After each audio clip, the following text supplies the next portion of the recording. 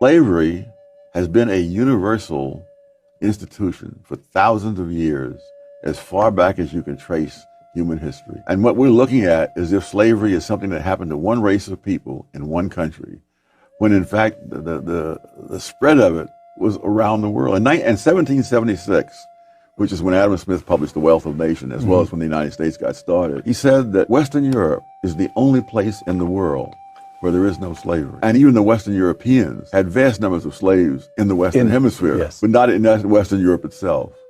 And so if you're going to have reparations for slavery, it's going to be the greatest transfer of wealth back and forth. Because the number of whites, for example, who were enslaved in North Africa by the Barbary pirates exceeded the number of Africans enslaved in the United States and in the American colonies before that, put together. But nobody is going to North Africa to ask for reparations because nobody is going to be fool enough to give it to them.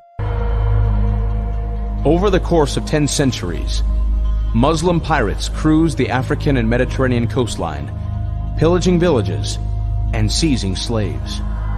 They would attack at pre-dawn on unexpected coastal towns. The Muslim raiders would kill as many of the non-Muslim older men and women as possible, collecting only young women and children to sell them into the slave markets of the Middle East as concubines or eunuchs.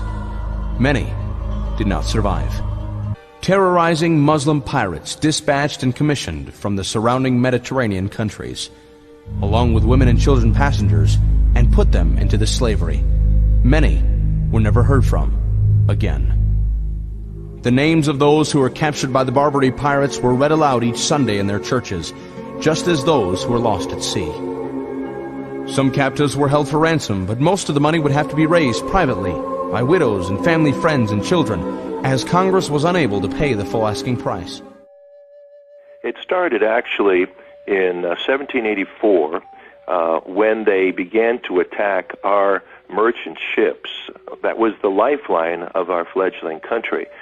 Import-export was something that we really needed. And they started to attack our ships and to capture our people and our goods and actually enslave our people. It has been estimated by several sources that at the end of the conflict, over 30 years later, that they had kidnapped 1.25 million people and enslaved them, some of them trying to actually sell them back to us for a ransom. But it's just an amazing thing in our history that we have forgotten that we fought a group of nations, Algiers, Tunis, Morocco, and Tripoli, around the Mediterranean that were capturing our ships. We had no navy because, of course, our navy had been the Navy of Great Britain, and so we were separated from them, and these merchant ships were defenseless because the only type of cannon that they really had to speak of was normally used just to send a warning signal in the fog stating that they were there.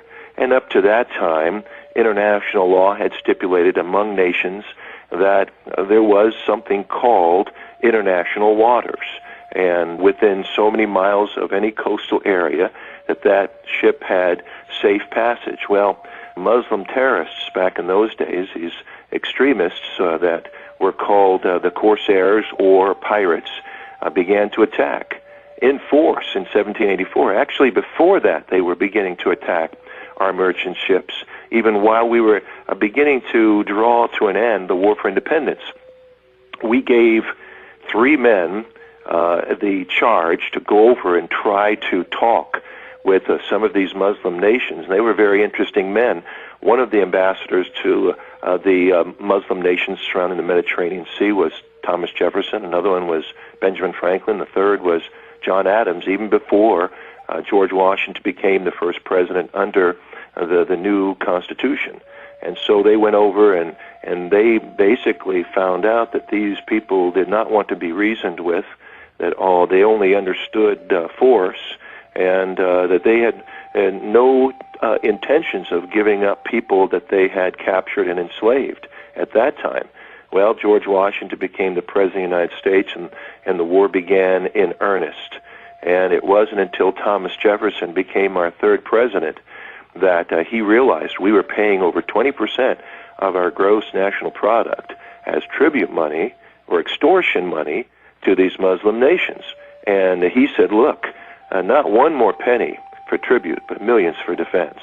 And he took that same money that we were paying to these nations that were attacking us through their Barbary pirates, and he invested it into our Navy and Marine Corps and sent them over and started taking care of business. Just an amazing thing that we don't even know. Many of us don't even know that there was such a thing as the Tripoli War or the Barbary War, and you know, I mean, the Marines remember it because they sang in their Marine hymn, from the halls of Montezuma to the shores of Tripoli, and the Tripoli War is also another name for the Barbary Powers War. Piracy, and in fact the states of Algiers and Tunis and Tripoli, depended on slavery. The economies of these states depended on capturing slaves and ransoming them or selling them on. Something like 1 million Europeans were sold into slavery on the Barbary Coast in the 17th century. That's an appalling number. I mean, men, women, children, and sold as what? As domestic servants, as galley slaves? And all of those things, Lewis. And also, importantly, if they were well connected, they're held for ransom. So they can be sort of taken on as cheap labour, but also they're encouraged to write home to London or Bristol in England and to say, look, help, mum and dad, brothers, sisters, send money. I'm trapped here and my owner has set a price on my head, and the only way I'm going to get free is if you send money. You do not deserve reparations for slavery. People who never owned slaves do not owe anything to people who never were slaves. If a debt is owed to American slaves who are obviously no longer with us, then the debt is each of ours, because we each benefit from living today in a nation that they, among many others, built. But it's not just white Americans who benefit. Especially the younger generations, they have never faced any legal or systemic racism despite what they claim. They deserve nothing other than what they have earned. Just because there are victim mentalities doesn't mean there are actual slaves, okay?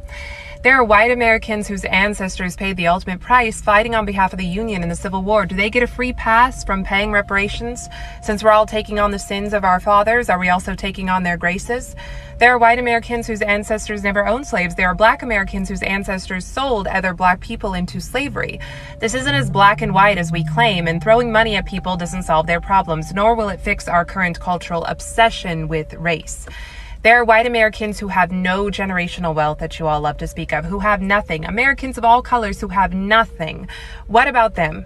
If we're going to continue to hand out government aid, then it has to continue to be needs-based. And if you say black Americans need more because of a history that includes slavery, well, they will continue to benefit then disproportionately from needs-based aid. It's a win-win. But giving money to people, even if they don't need it, just because of who their ancestors were, is abhorrent. You cannot fix one wrong with another wrong. What about every single struggling American of every color?